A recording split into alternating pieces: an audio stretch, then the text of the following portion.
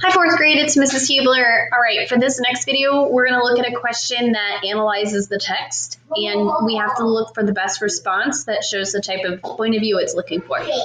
In the first person point of view, the narrator is telling a story and is a character in the story.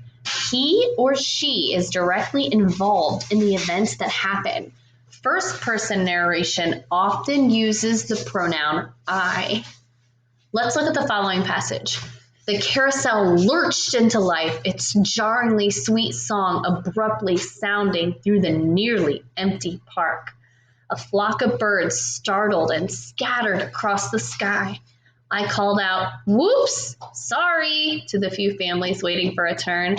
"You've got to be kidding me," one of the fathers sighed, Mama, leading his son from the creaky ride.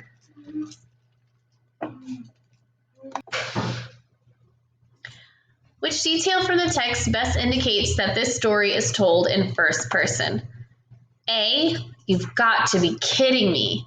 B, the carousel lurched into life. C, I called out, "Whoops, sorry." Or D, a flock of birds startled. Okay, so the question's asking about first person. And if you remember back to the vocabulary video that we watched, we discovered that we're looking at first person when we're thinking about I and me. So A has, "You've got to be kidding me." That's interesting. It does use me, but it also uses you. So I don't know if that's our best choice. This one says the carousel lurched into life. That doesn't give us any clues. I called out, "Whoops, sorry." Ooh, there's that I pronoun. And then a flock of birds startled. Again, that has nothing to do with telling us our point of view. So we're looking at between A and C. And C is showing us what the action is. So let's check that one out. Yep, that's the one. First person point of view is when the narrator is telling a story and is part of a story. It often uses the pronoun I. Okay, let's see if we can look at the next question. In the first person point of view, we sometimes encounter an unreliable narrator. This is a narrator who can't be trusted or speaks with a biased view. Read the following passage. "I have to tell you, I've never won anything in my life. I've lost every contest I've ever entered. I mean, there was the time I won the school raffle, but that doesn't count because the prize was so small. Only a new book bag. That book bag fell apart right after I used it, so it's obviously not a good prize.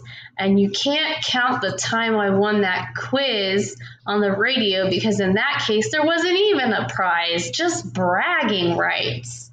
I was the only person listening who knew that Carmelo Anthony owns a camel.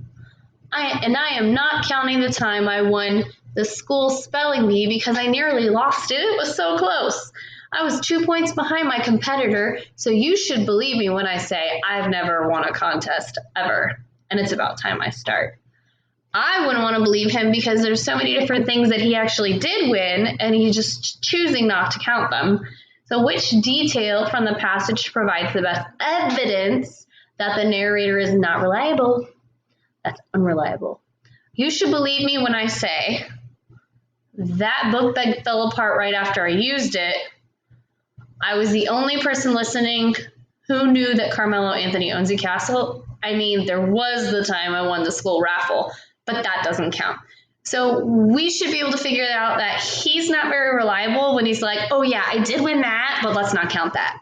Because now we can't really trust what he has to tell us. So let's check it out. Yay! Okay, so I mean there was a time I won the school raffle, but that doesn't count. This sentence contradicts the narrator's first statement that she has never won anything in her life. This lets us know that this narrator is unreliable. Okay.